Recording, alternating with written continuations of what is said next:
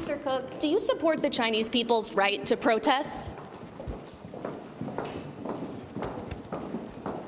Do you have any reaction to the factory workers that were beaten and detained for protesting COVID lockdowns?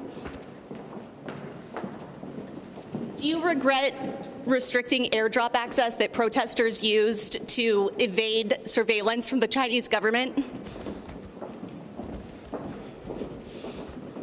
Do you think it's problematic to do business with the Communist Chinese Party when they suppress human rights?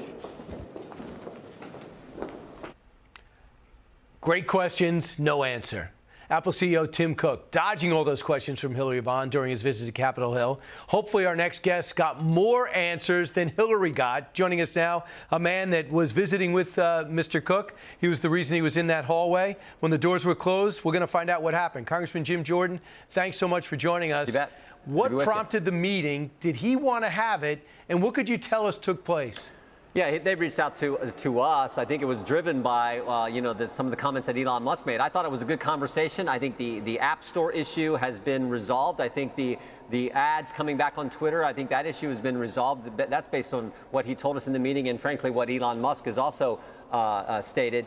But I got to tell you, Brian, I still have real concerns about the influence China has on corporate America. I mean, and it's not just Apple, it's Nike, it's TikTok. I mean, for goodness sake, it's the NBA. And we should never lose sight of the fact in a broader context that, it wasn't just Dr. Fauci who told us all kinds of things about the virus that were not true. It was China where this thing started, and they lied to us from the get-go. So what we really need, frankly, Brian, is someone like President Trump who took it to China, stood up to him, instead of the weakness we now see from this administration. I know you can't reveal exactly what happens. It doesn't work to your advantage. You're going to be chairman of the Oversight Committee. But when you asked him flat out, whatever China wants you to do, will you do, as you've been doing at their request all the time since he's been in charge? Did he answer, yes, I have to because I make $74 billion a year from them? No, we didn't get into particulars like that. But I do have this, as I said before, I think the big concern here is with what we know China is doing via TikTok. I mean, I would step back and ask this question. How is what China doing through TikTok? That is as wrong as it gets. But remember, our government went to some of these other big tech companies in the fall of 2020, just days before our most important election for president of the United States. The FBI goes to Facebook and says, hey, you might want to be on the lookout for Russian misinformation. And that came at the exact same time 51 former intel officials put out the letter which said the Hunter Biden story has all the earmarks of a Russian misinformation operation. You got to be kidding me. So our government is engaging in the kind of activity that we're critical. I mean, it's all wrong. It all needs to stop. And we are committed, and when we take the majority next year, we're committed to getting to the bottom of this and stopping it. And the first thing you do to stop it is you expose it, make sure the country has all the facts and all the truth about what really happened. Congressman, what you're referring to is the fact that TikTok was taking out ads for Democratic candidates and Democratic issues, like, for example, abortion, inflaming the base. Who is on TikTok? It is a very popular app, maybe #1 in the country. Yep. 18 to 25-year-olds. Does that play a role in the youth vote going heavily to the Democrats? It certainly didn't hurt.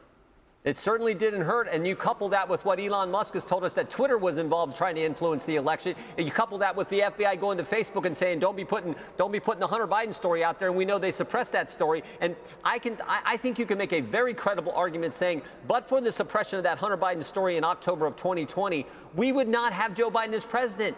And if we don't have Joe Biden as president, maybe we don't have a 41-year high inflation rate. I don't think we do. We don't have $5 gas. We don't have record crime levels, and we don't have a secure border that we had 2 years ago that is now no border at all. So those are the implications. My colleague had a great line. He said this in a hearing a few months ago. He said, when is our FBI going to stay out of elections? 2016, they spied on Trump's campaign. 2018, the Mueller investigation. 2020, they suppressed the Hunter Biden story. 2022, 91 days before the midterm election, they raid President Trump's home. And then just 2 weeks ago, 3 days after President Trump announces he's going to run in 2024, they name a special counsel to harass him for the next 2 years. Right. So maybe just let we, the people, decide who's going to be our president and who's going to represent us in the United States Congress. 30 seconds left, but you talk quick. Netflix and Bob Iger and Disney have something in common. They're pushing back against the culture wars and the whole woke movement in this country. Good. They seem to be on the surface saying, I'm going to bring Dave Chappelle back, no problem.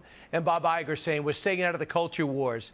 Will you look to go after the so-called woke corporations? What do you see your role in? We definitely will, particularly when it looks like they're colluding to go after in this whole ESG thing. But what you're hearing, what you said there, Brian, that's embracing the First Amendment. We should be protecting the First Amendment, not doing what the left is doing, which is trying to get rid of it. I think one day, Jim, when you decide you're done, you could follow Trey Gowdy right here behind the desk. You're a great broadcaster, and you got out right in time. I just want to stop some of this craziness we see from the left, like the attack on the First Amendment. And you're going to Thanks go back for all to you're doing, Brian. You guys, Thanks for all you're doing. You're back to wrestling coach. That's what you know. That's your next job. All right. Thanks so much, Congressman.